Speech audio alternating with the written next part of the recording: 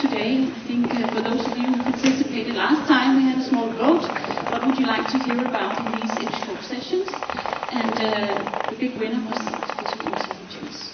So who better to present that to you than the manager of our advanced analytics team and business applications, Umid. So a big welcome to Umid.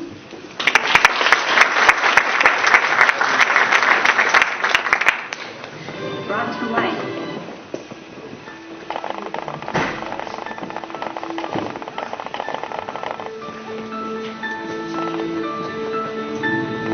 I am a visionary, exploring a universe of data to sharpen our view of the most distant galaxies, and studying black holes to help prove Einstein's theory of gravitational waves.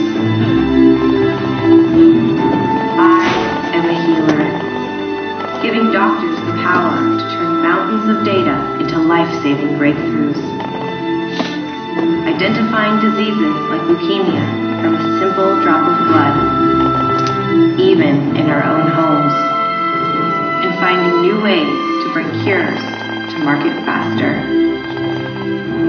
I am a protector, keeping our oceans safe from invasive species, and helping our crops flourish while minimizing pesticides. I am a helper, assisting customers in stores and the disabled in their homes.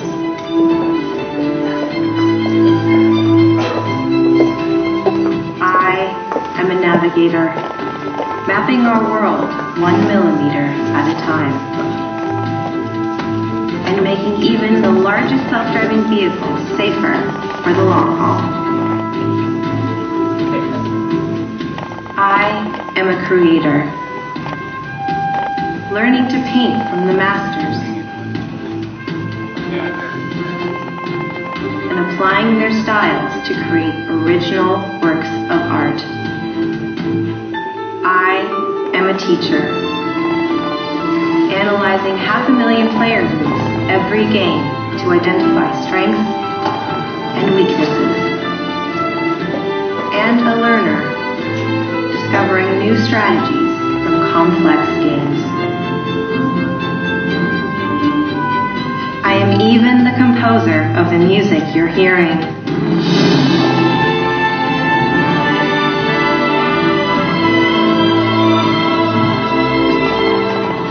I am AI. And I am Umid Edge.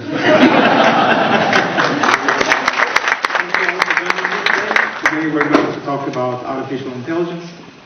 It's a hot topic, but before we continue, I wanted to give a short reminder about the safety and security.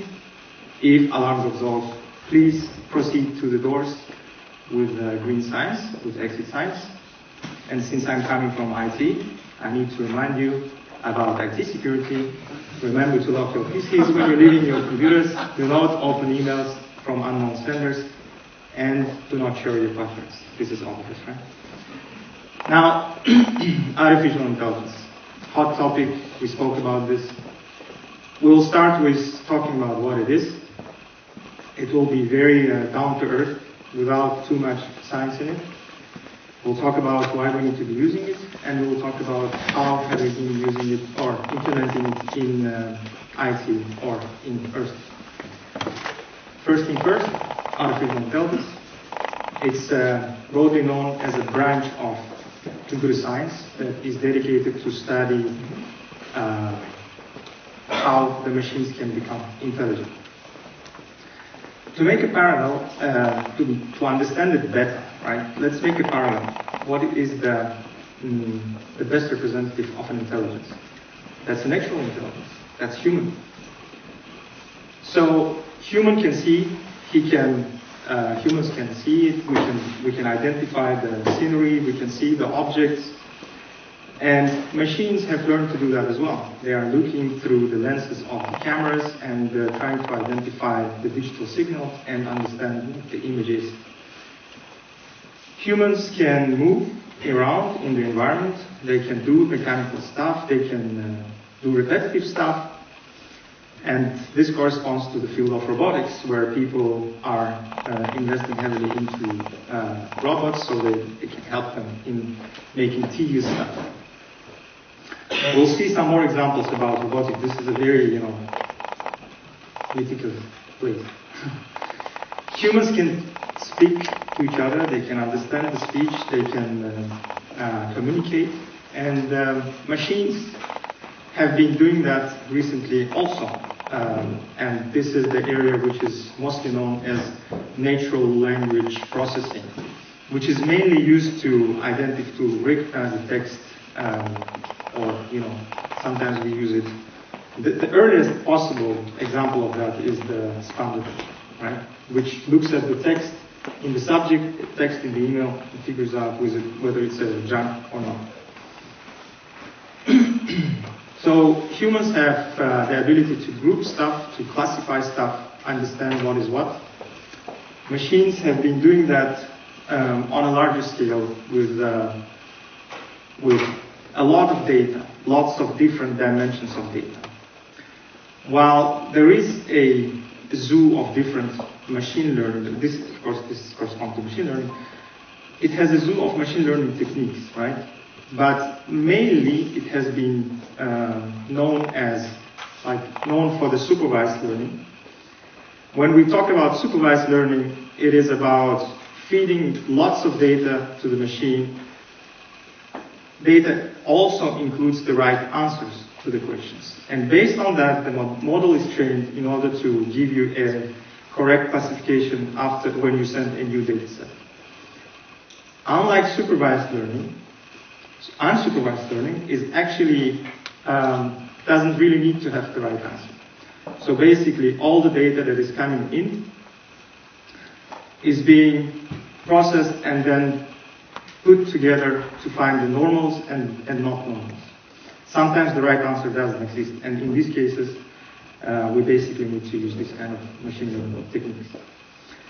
Now, if we look at the bigger scale and try to abstragate from this and say, all right, what do we need? What humans do when we are looking at the objects, when we're moving stuff, when we're learning stuff? Everything is happening in the brain. And the scientists have figured out, all right, if everything is happening in the brain, so we could probably do it even better if we could replicate that brain activity in the machines. So the whole notion with neural networks has appeared, and the new generation of machine learning, which is known as deep learning, has appeared. So if it's too heavy, bear with me, it will get easier. So to summarize, I would say that, Matryoshka dolls, they are very, Russian. I like this example because it allows us to understand that artificial intelligence, let's say, it's on the top. It's kind of a vision. It's kind of a thing that is becoming the smart thing in the end. But then how it becomes smart is the next doll that is coming out of that, and that is ability to learn based on the lots of data, right? And then if we say that, all right, we have lots of data and we know how to learn it, and then on top of that we say we want to replicate the brain, then this is the deep learning part of it. So far so good. Now, the idea is that in reality, all the hype about artificial intelligence is boiling down to one thing, because economic value in 99% of the cases of the implementation of artificial intelligence is boiling down to one type of AI, and that type of AI is actually mapping of input to output. So learning the input to output thing. So to give you a very short example, imagine I want to buy a product, I don't have money, I go to the bank, I ask them for a loan, they check my account, they check my age, they check my family, etc., credit history, whatever. In the end, the answer is yes or no to the question, will I repay the loan? Then there is I got the money, I go out and try to search for that product. And while I'm searching for that product, online marketing people are trying to find the answer to the question, will I click the ad or not? Once I click the ad and I ended up on that website, I'm trying to, so the owners of that website, they are saying, all right, will this guy buy it or not? So the whole thing is going in the back of the machine. Right? Then, once I bought it, yeah, the services I'm using, the company that's providing this product or service is all the time trying to figure out whether I leave the company or not. And let's go to the extremes. I bought a self-driving car, and it's full of sensors. And the irony is that it also boils down to answering the question to very small input data that is coming from different sensors, like, should I brake? No. Should I accelerate? Yes. Should I tilt the wheel to the right? Yes. Should I tilt the wheel? No. Etc. So all this hype was, in reality, you can understand it in a way that it's a sequence of yes and no answers to a question that a normal human could take a decision in under 1 second. So to give you another example, if I look at this face, I'll probably say it will take less than a second for me to figure out, is it a face on the picture? And when it comes to the deep learning part of it, for the machine to learn using this kind of technology, it would need to understand first how the pixels are put together, and then how the lines are put together, and then if the lines are forming some specific object, how the objects are placed together. So everything is happening in the next and next and next layer.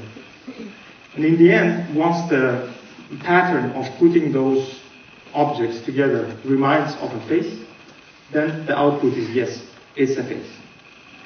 This is a very simple example, but in reality, the current science shows that, it has been developing so far that it can even describe you, that it can even write the text underneath saying, this is a face of a girl who is smiling with earrings, sitting in the gathering, and with a short haircut, etc. Right? Now, the question here is, well, if this is such a good thing, why hasn't it been there before? And the answer is simple, because within the last 20 years, there has been so much data coming up from your computers, your telephones, your activity on the internet, and the traditional artificial intelligence techniques like logistic regressions and stuff like that, they haven't been able to use much of that data. That means their performance, and when I talk about performance, I mean the ability to predict it with less errors, right? So their performance was not getting higher with additional data, right? However, the deep learning neural networks, they were actually helping us to get more and more performance the more data we got. Now, as with any technology, there are issues as well with artificial intelligence. One of the issues, of course, is a bias, because we don't know, we cannot feed everything. Until we feed everything to the machine to understand, to learn from, it will make biased decisions. And then the level of trust to the system. You have already probably heard of the incident that has happened in the United States with Volvo and Uber, where the car has hit the person, fatal incident. And in such a case, the next issue is, like, who is responsible for that problem? Is it me who created the model, or is it you who tested it, or is it probably the company who has sold it to us? And then we always need to figure out, should we just trust it, or should we explain it all the time? Should we be able to explain it every time it makes something? And to the further extent, like, how much do we need to trust it? Now, when we are speaking about these kind of issues, it's quite easy to start to speculate what is actually AI in reality. Is it really intelligent? I have seen several different, what do you call it? Acronyms, like the information about how they would call it in artificial intelligence, right? One of this is amazing innovation. Another is augmented intelligence. You know, Garry Kasparov, who was, beat by a machine on the chess plate. And I understand him why he's saying augmented, because he likes that, he understands he was beat by a machine, but at the same time he doesn't believe that the machine will take over from him, because he's still a human, he's more intelligent. So it's augmented. This one is recommended by Google, so we remove it. I tend to refer to it as applied innovation. And the reason for saying that it's applied is because for the last century probably, there has been such a huge increase in the processing power of machines that allows us to do this right now, applied to the everyday life. And it's also the amount of, how much we're paying for the storage is also going down. While we say that it will take 10 or 20 years to deliver the broad artificial intelligence solutions, the narrow AI is being used already now. So, I'll give you an example. A couple of weeks ago, I was trying to book a flight to US, and I was trying to contact our travel department, and they said, we'll book it for you. And when I got the booking, I saw that they found the right dietary meal for me.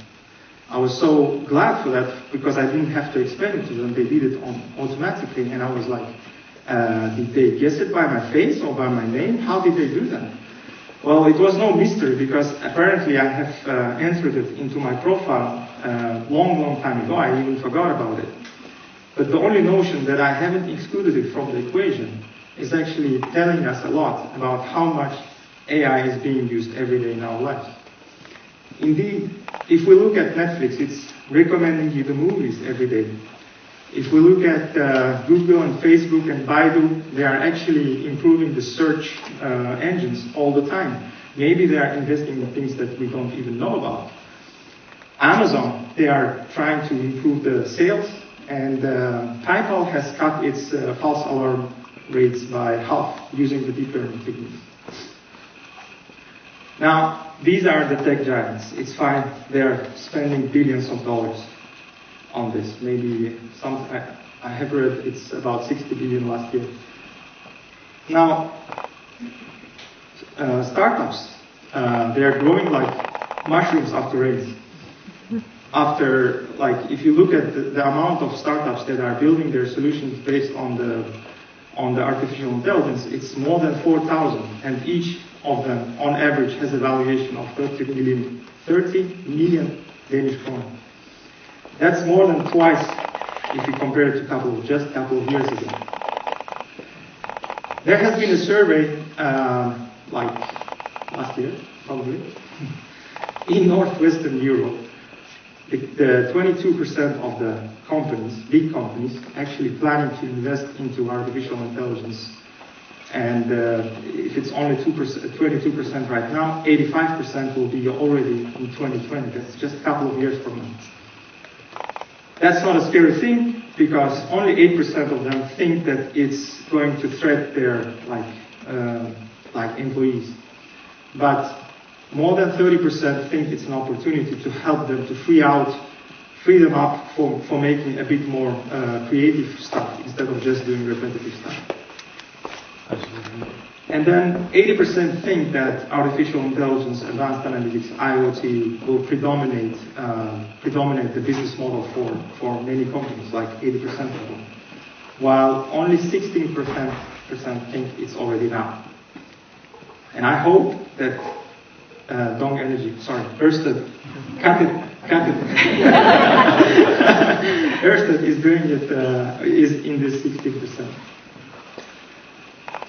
Now, the adoption such an adoption pattern shows only about one thing. The idea is that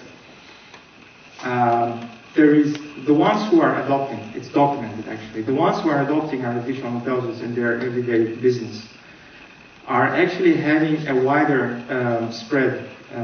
That means they are actually going further than their counterparts who are not adopting. And this actually leads to the point that their profit margin is also going higher. I can explain it afterwards if you need it. But the idea is they are doing it through four main things. Through improving the research and development, they are improving their production, streamlining it, they are doing different marketing, and they are actually investing heavily into the user experience. Because as soon as we want to differentiate from our counterparties on the price margin, then we are on a slippery slope. So that's why people are investing into digital capabilities, so that it's going to be different experience, right? Now, Gartner has made another survey, and they said by 2019, deep learning will provide best-in-class performance for what? Demand, fraud, and failure protection. Prediction, sorry. 2019 is actually 9 months from now. And the main question is, are we ready for that? And I will show you how we're getting ready for that now. Before I go on, I want to ask if there is anyone from Dungeons and Dragons in the Great. I think these guys are making a great job in creating a lot of value using techniques from machine learning, from artificial intelligence, and making sure that the predictive analytics is a must in the organization. But I'm not going to talk about you guys today, because I think the good thing that you are doing these days is a topic for itself. It needs a separate session. What I'm going to talk about is a bit more in other areas. We'll try to talk about demand and fraud prediction and experience, user experience. So, one example that we have been working with for the last couple of years is a market abuse regulation system that is made in order to make sure that our traders on the market, they are not making any abuse of the market, because we have a very strong position in some of the European markets on gas and electricity. And before I go in to explain what we have built, I just want to give a short example what the market abuse is. Maybe an example of market abuse. So imagine I bought a stock of some company like last year and said I paid $1 for each of them. And then I went out and said, it's a great, I spread the rumor saying that it's a great stock, it's going to make a fortune next year. And then I make a couple of trades with my friends so that people are seeing that the volume is going up. And then people are buying it and starting to want this stock as well. And so the price of the stock is going up, while I'm selling off my own stocks. In the end, I earned my money. The others have stayed with a fake stock, which doesn't cost anything. This is a very simple example. And this could be anything. I could trade with it. I could do this trick with any kind of product. It can be gas as well. If I take, for example, our traders, if we know that some of the gas contracts are priced based on an index, I could take the components of the index and try to manipulate them so that the index goes down and I get my price lower for the contract. Now, there are like zillions of ways of doing this on the market, and the regulators are defining more than 15 of them. And anytime they find you doing this, they will be fining you for 25% of your revenue, which is revenue, which is not a profit. Now, so before I move on, I just wanted to show you a short example of how it became easy to write this kind of algorithms for trading. Now, very quickly. So we've made a code, and we have written it quite quickly for the Ørsted stock, and then said let's check how our algorithm would work if we had to run it for the last year. And you will see that on this investment we would have earned this much. This is a lot of money, to be honest. And yes, we can. The idea is there are communities writing these algorithms. And the point is that maybe this specific one was not fraudulent in itself, but having said that stock market and FX market that has been there, I mean, the algorithm trading was there for a long time, but for energy markets, which is kind of emerging, it would become a very hot topic in very soon. So, why this is amazing? It's amazing because we've been, the compliance officers, they went out a couple of years ago and they said, you know what, we need this kind of product because we need to look at our traders. And the providers came back and said, yeah, sure, no problem. It will cost you like 6 million krona a year plus implementation costs. And we said, our team was there accidentally. We said we would like to also try and let's see how it goes. So we were like, we tried a POC where we tried to use some of the unsupervised learning techniques together with some additional rule-based trading, which brought us to the point where we have built it cheaper and faster. And we were the first ones in Europe, basically, who, not first, but at least among the first who have implemented such system.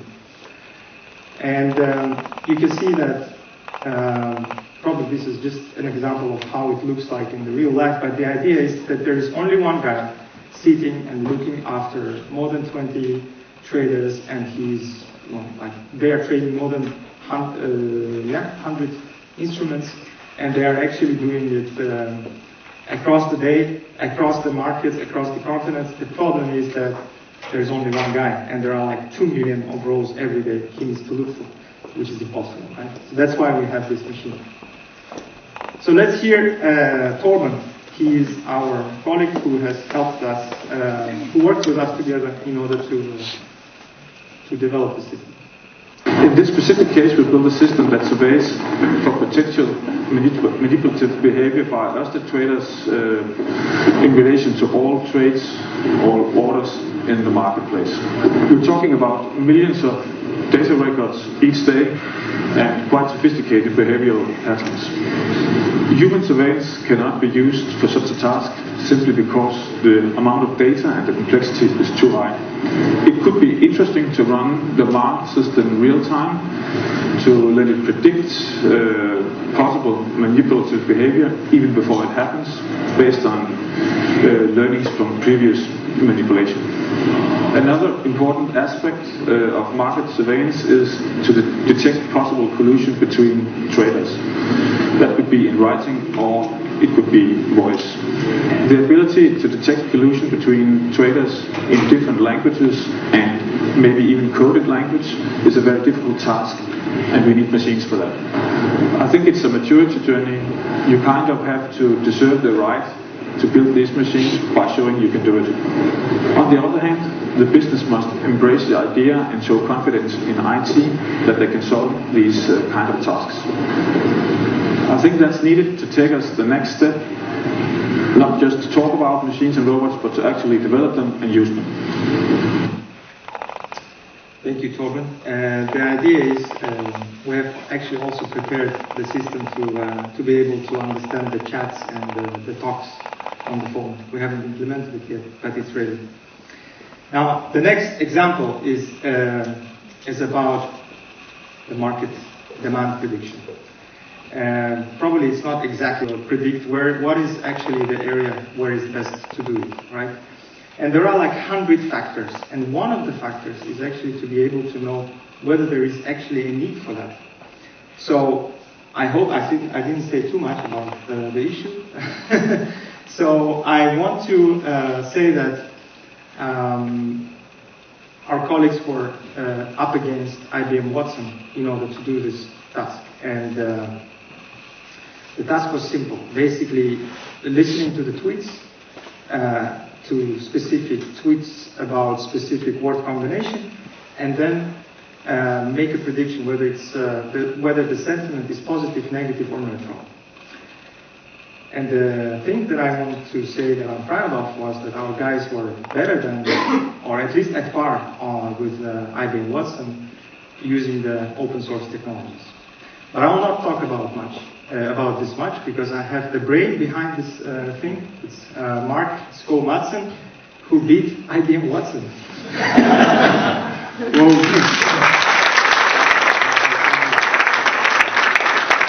Thank you, Umid. That was one kind of an introduction. So I'm from Jutland, and I'll go back very soon, I think. But yeah. So just before I start, I would just like to know how many are actually from the business and not from the IT. Could you please raise your hand just here? Okay, that's good. Yeah, thank you. So yeah, let me start a little bit with continuing the example. So I've been giving around 10 minutes to give sort of a tangible introduction to machine learning. So I have a tangible learning style, so I'm not a visual guy or an audible guy. I need to have my fingers in stuff, and that's what we're going to do. So maybe some of you have the same learning style and will enjoy this. So I will give a tangible introduction. And as Umid has already said, machine learning is already here. It's in Ørsted. It's in your Excel spreadsheet, actually. But it's also in a lot of different applications. So one of them is the the Twitter application that we helped build for wind power. So in wind power, we have market developers. They are monitoring markets and countries for interesting stuff related to our offshore wind. And they monitor a lot of data, and they're interested in making it more efficient, automating stuff, finding the interesting things. And it's like finding needles in a haystack. And we work together, what can we do? And one of the data sources that they didn't have time for today is Twitter. And that's actually a lot of information on Twitter, because most of the news about offshore wind that are published are actually also published to Twitter, like sort of a highlight and an ad for that news. Also the politicians are there, and the NGOs, and a lot of people. So there's actually a lot of sort of headlines in Twitter. So they said, couldn't we connect to Twitter? Yes, we could. That's building an interface. That's something we've been doing for a lot of years, building interfaces to stuff. So we build an interface. But then they say, okay, my job as a market developer, that is specific. I'm only responsible for some markets or for some countries. So please filter this. And then we said, okay, how should we do that? Because should we say, okay, this tweet is related to Taiwan because it's a person of Taiwanese nationality? Then they said no, because he might sit in Brazil at a conference tweeting about something at that conference. That's actually more relevant to me, so we should send it to the Brazilian market developer. But then I said, maybe, what about he's sitting in Brazil, but he's actually writing something about the US? Isn't that more interesting? So it's actually complicated taking a tweet and saying, okay, which market developer should look at this tweet? So we discussed a little bit, and then we found out that this is maybe something you can apply machine learning to, because if the market developers could sort of start the process, labeling the tweets, then an algorithm might be able to learn from that. So we have been playing a little bit around with that, taking the tweets, labeling them, and putting them into the map. And also, as you said, a little bit about the sentiment. Is this positive for is this a positive tweet for the market, or neutral or negative? So it's here. And as you say, that it's also in many different places in Ørsted. So I wanted to make this a little bit more tangible. And So I also have brought a little bit of code. And I will take an example from a computer game that I'm playing at home. It's a cycle game, so I'm sitting on my computer. I'm on the treadmill, you could say, just with my cycle, and I'm together with people all over the world. So 500,000 other people around the world that I'm competing against. So we write events, maybe group rides where we're together, socializing, chatting stuff, or maybe we're in a race where we compete. But not all events are good. Normally it depends on the organizer of the event. So there are some people organizing the event. So I would like to find events of high quality. So if I could find out the organizers, who's the organizer of this event. And that's not an attribute actually on the data today, who's the organizer. It's in the description. So let me just show you the data. So here we have some data. This is the data from the computer game. On the left we have the ID of the row, and then we have the event. That's the event description. So you can see there's a lot of text, blah blah blah. And if we take this one, it says something about WBR, blah blah blah blah blah. This is a WBR group ride. So this is WBR is the event organizer, and I would like to know that. And you can see there are other bike radars in the first one on the top left, and stuff like that. So in the good old days, we would extract this by building a rule, maybe having a list or a dictionary of the organizers and trying to extract that text. But this text is pretty simple, but if I look at all the text, it's more complicated. Sometimes they don't mention the event organizer, so I have to look for some other pattern. And maybe sometimes they mention several organizers in one event. So I said, okay, let's try doing some machine learning on this. And in order to teach the machine, I need to teach it something. So I have already labeled some of the data with an organizer. So what I have as an input are the events, and I would like to have a label of an organizer. And I have that in this set of data right now. So we can train a machine learning algorithm to do this. And then before we can train the machine, there are a few steps you will have to do. So first of all, it's good practice to split the data into training data and test data. So we train the algorithm on one set of data and we test it on another. So I will start out by doing that. So now I have 50 rows of training data and 50 rows of test data. And that's not a lot, because for machine learning we have to have tens of thousands or millions of rows. But let's just play a little bit. Then the machine learning algorithm needs a little bit more. It needs a little bit of guidance, because what we have are event descriptions, that's text, and the computer does not understand text very well. It understands numbers, so we need to pre-process a little bit again. And we also need to help the algorithm a little bit about finding out what should it learn from, a little bit. That's called features. So we need to extract some event features and make them numerical as numbers, and also we need to do something about the organizer labels. So I will just do that. Like this. So here we have, now we have again, each row here is again an event, but now we have converted the labels, the organizer labels, into a table or matrix of zeros and ones, where 1 indicates that for this event, this organizer team MPI is the organizer. That's understandable by a computer. And we also need to take the event descriptions. So we have the 50 rows of events, and we should point out what should it look at. It should have some features, and just for fun we take all the words in all the events. There are around 1100 words, and use them as features. And then we can count how many times each word is in the event description. So again, imagine like a large table you have the events, that's the 50 rows, and then you have the features, that's the 1100 columns, you could say, in your table. And then in the cells, we have the count. So now it's ready for training. So we will just train. That was easy and fast.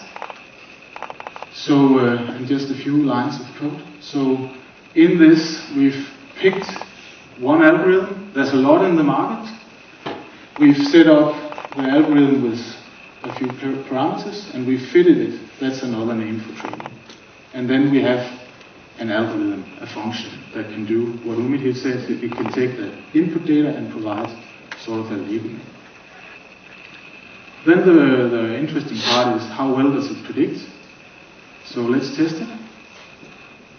And let's go on. In this example, it's not very impressive. Actually, it's rather lousy. As you can see, here's the organizer that I labeled, and here's the prediction. So it could not predict the first one. And the next one is wrong, and then it gets one right, and then it gets one more right, and not right stuff.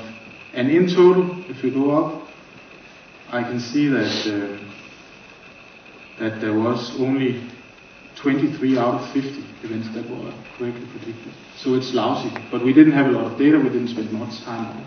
And that's actually the point here, that if you want your machine learning algorithm to work, you need to invest.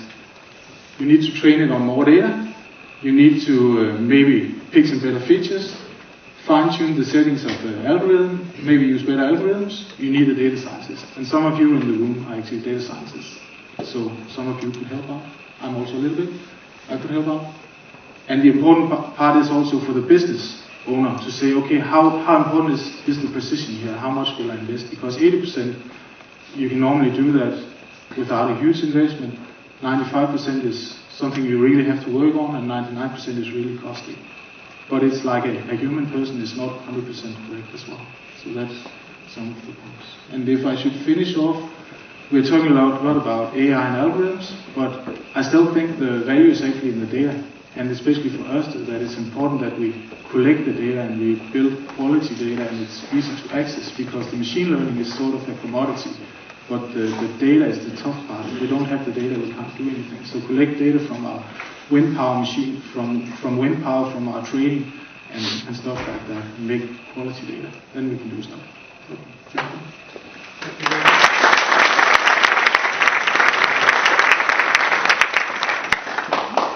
Thank you very much, Mark. It's a really important point with the data. Can we leave it for later, because we're a bit short of time. So I want to rush into the next example, because now we're a bit running late. The idea is that one of the examples we wanted to talk about was experience, the user experience. And some time ago, we've been asked by our robotics team whether we could help them to, cluster or classify the emails that they are receiving into the Radius mailbox. That's like 30,000 emails, and then everyone is looking through the email and finding out whether it needs, if it's a guy moving to another address, or if it's a guy who has new meter, etc. And the idea was to prepare this data for the robots to be afterwards to do the actual job. Now. We did that, and it turned out that Peter had his own opinion on this thing in the future.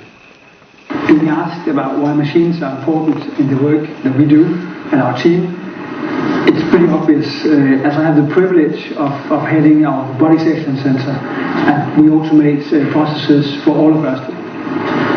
Looking across what we've done in the past year is, I would say, consistency and quality of the output are the most common benefits, next to freeing up time to innovate and service our customers. One example of how we do that in our Robotics Excellence Center is when we have developed a robot We document this solution, and sorry to say, to be fair to our developers, they would rather develop new stuff than they would spend time on documenting what they've done already. But having a good quality of the documentation is important when we want to shorten the time to fix a bug when it occurs. So we have developed a robot that actually produces this documentation. So once the comments in the code meet a given standard, then the robot can document it with no errors. Being asked where we can scale these solutions in the future, I think it's down to the way that we automate. We have applied or adopted the agile concept of producing a minimum viable product. So when we approach or are approached from areas in the business, we start out with a very thin scope. It could be a process, one product, one version of this product, and we automate the process end to end. And then as time passes, we add more instances to this process, we add more scope. We could probably take this process or this solution to the next area and very fast automate that one as well. In terms of which processes make sense to automate, every process can be automated to a given extent. Not everything, but a portion of it. It's a matter of how we eventually organize ourselves so that we can have a mail office to process some stuff in the work that we do, and then we can take over and finish what we set out to do. There are many reasons why we don't go full scale on AI. One of them is that I think everything is AI washed these days. We have AI in everything, and we may have statistics in many places, but AI or deep learning is not something that we go and use every day. The way that we approach more advanced solutions than the rule-based versions is to look at what is needed and what data do we have. Very often we see that we know something is of importance, and we could probably classify this with an algorithm, but we don't have the data to actually do this. So step one is to produce the data, and once we have that data consistently, we can then add a model on top of that to produce the value. So there are certain steps before we can actually go all the way, and it's also down to quality and experience of us. We don't know that much, or we don't have that much capacity to actually spread AI all over Ørsted. I think we will see AI or statistics, deep learning, fun stuff, exciting stuff in many places within 1, 2, 3 years, but it will take time to go there, I think. Yes, it will take time if you think it like that. I think, when I was talking about experience, I meant that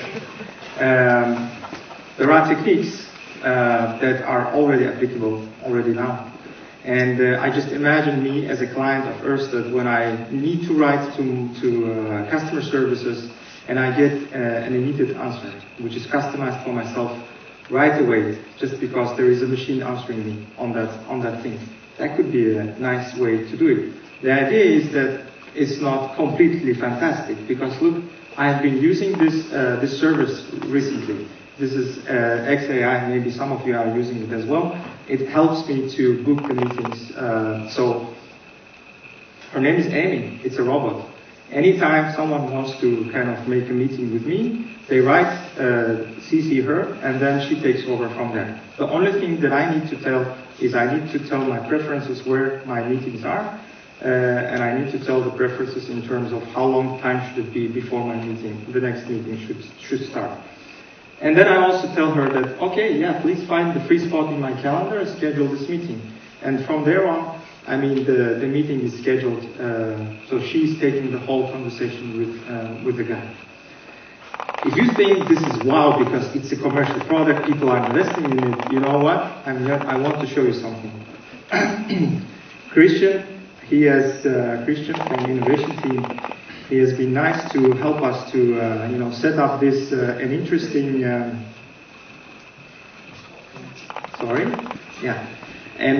demo of. So he looked at our data in our calendars, And he made an algorithm that would figure out, based on the previous meeting history, predict what is or recommend what is the best place to meet and when. So basically, I'll take a short demo. Christian and I want to meet today for half an hour. Maybe not today, maybe tomorrow. And then I search for it. Somehow it's... Okay, but... Yeah, you can look at it afterwards. Yeah. But how is it done? It's done through a very interesting concept. If you look at the screens above you, you've been probably seeing it learning to walk while we were speaking.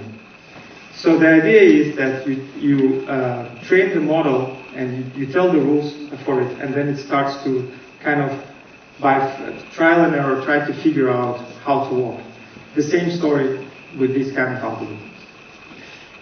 Now it might sound like I'm actually rushing a bit, but I need to. So this is the last video, and then I conclude, okay? Here I want to show you the competition that took place in 2015 for robots to do very simple stuff.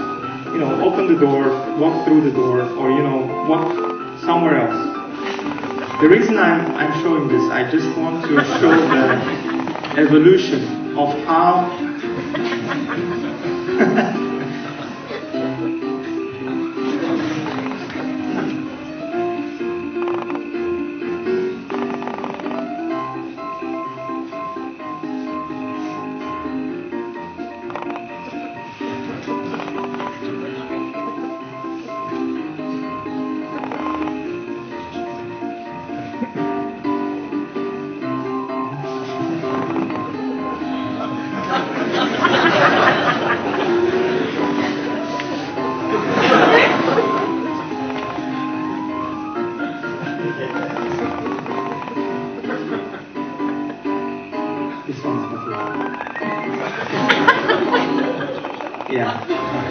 And now look at what's happened just recently. The guy doesn't want to fall down. He just rejects it. He just goes on. He doesn't care if it's snow, if it's cold, if it's the rain. He just goes on. This guy doesn't even need the legs. He just rolls around. And why am I saying he? Maybe it's she. I don't know. It's a robot. It's it. So you can see what happened within the last just couple of years using the artificial intelligence to help the robots to actually navigate throughout the environment. And they are getting really good at it. So from something that couldn't even open the door, now being able to open the door and actually not only, but also be...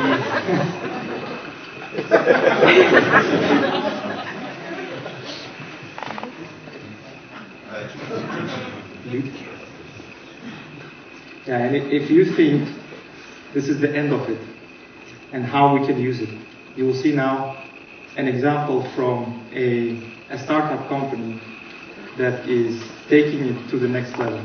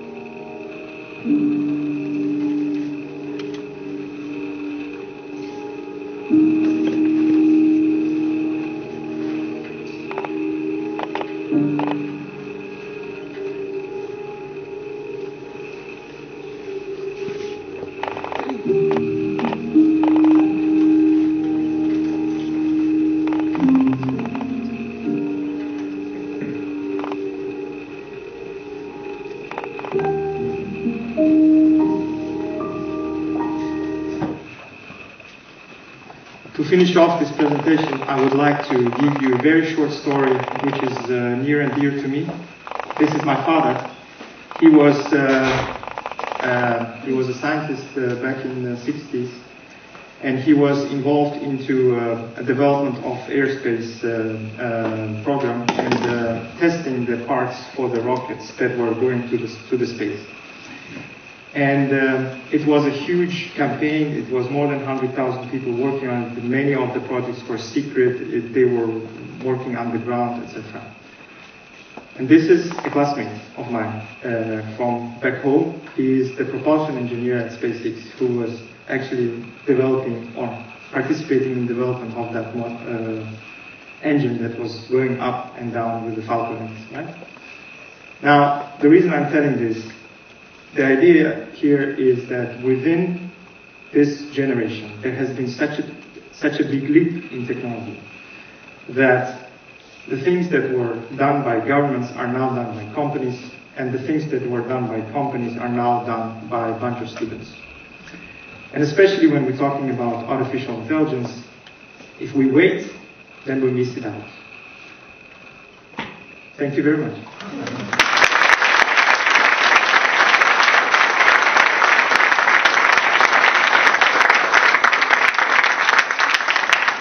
I think there is 1 minute for questions. Hi. I have. Full disclosure here, I'm from markets, so I was very interested in your application on market abuse. Sure.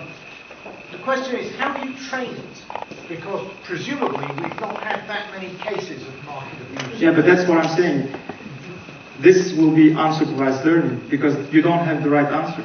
So basically, it boils down to figuring out what is normal and what is not normal. And then you have a set of rules that you would try to kind of, as a normal person who would be able to do the abuse, try to simulate it on that data. So that has been so far showing the good result. I can show it to you after. I think it's really interesting. Sure, let's do that. So before you run out, please help us gather some data. We love data in IT. Yeah. So if you can go into mentor.com on your phone and just give us some instant intelligent feedback.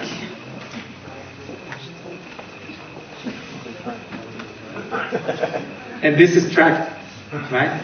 I'll figure out everyone. Just joking.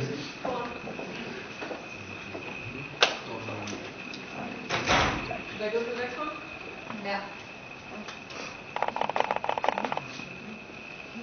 How do you like the presentation given by Umid?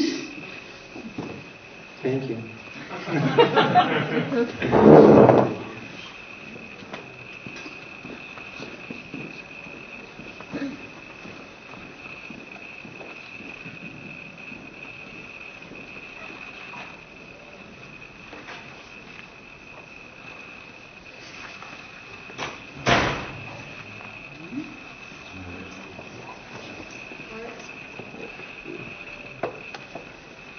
And now, which of the following topics would you like to learn more about in the coming Edge Talks?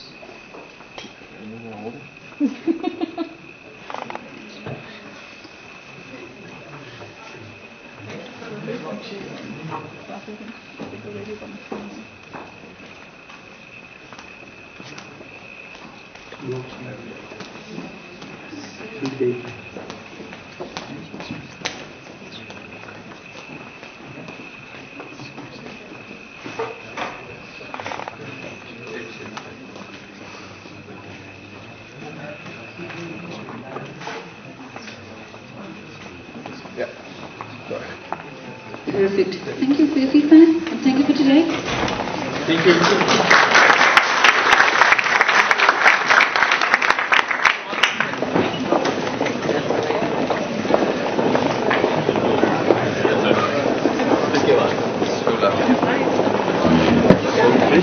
Again.